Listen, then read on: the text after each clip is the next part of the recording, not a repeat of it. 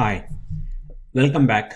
In this class, we'll look into two data structures, stacks and queues. We'll see how to implement these data structures using list objects.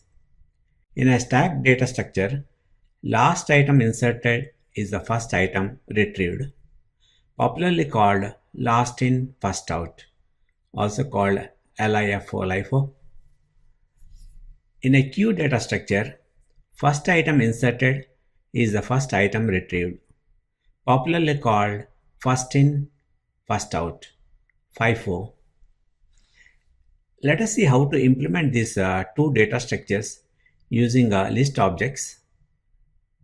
First, let us start with a stack.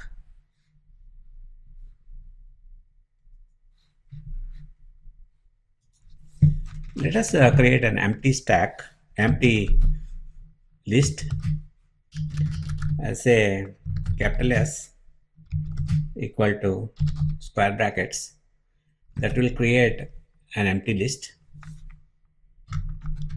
If we see the type of S, it says a list, and also if you see the length of S, that will be 0.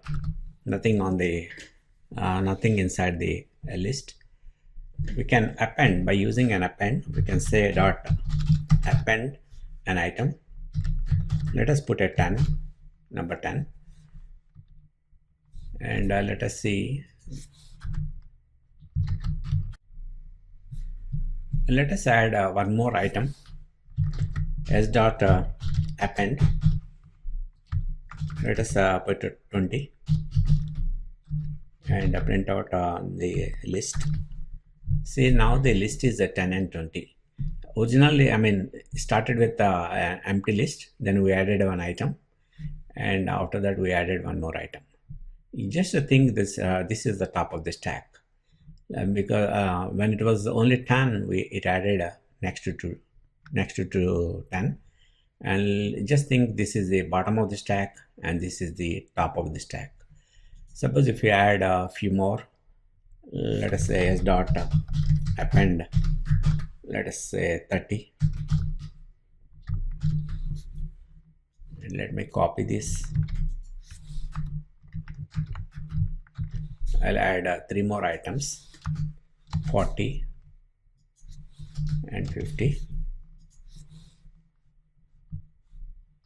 and if I execute and see the stack, the list, this is the list. So on the top of 20, it added the next one 30, after that 40 and 50. Just think this is the top of the stack. If we add one more, it will be after 50, and this is the bottom. So that is the stack we have.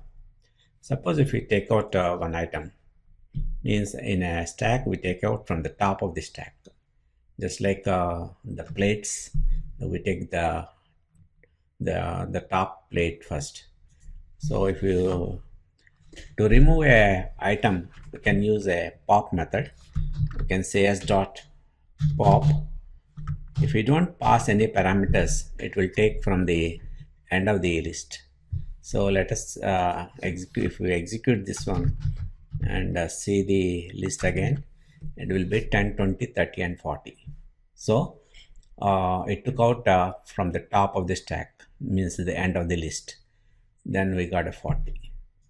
And suppose if we append, if you add one more item on the stack, if you say append, let us say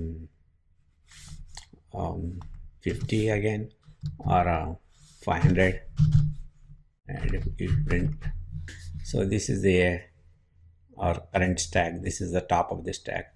When you added one item, it went to the top of the stack, and if you do a pop again,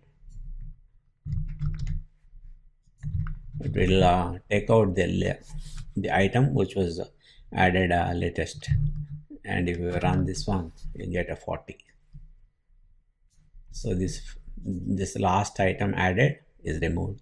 That is the essence of a stack. That is how the stack data structure is implemented.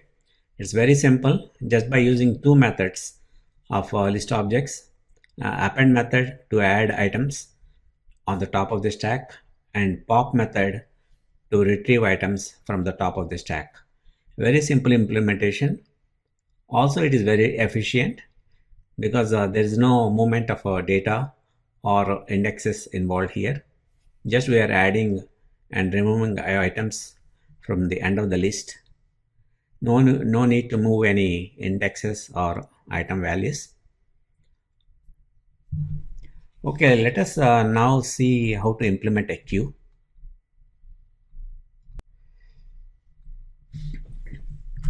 Let us create another list, empty list. Let us call it as queue, and that is an empty list. And if you print out that one, you'll get an empty list. And let us add a couple of items. I'll say queue dot append. I'll add a 10, and again another one more item, a 20, and print out the queue. We have two items. Think this is the beginning of the queue and this is the end of the queue. If we add one more item, it will go to the end of the queue. Suppose let us add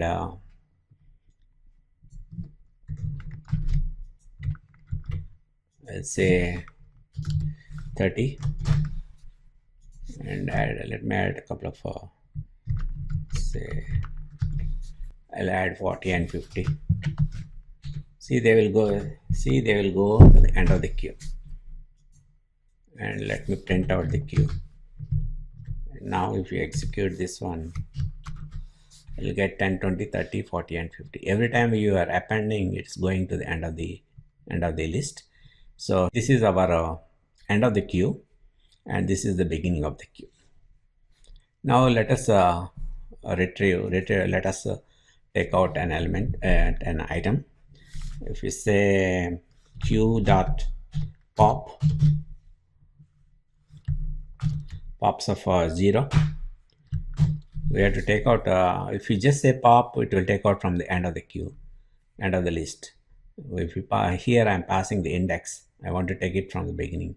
So this will take out the first element, which is really the first item added to this list.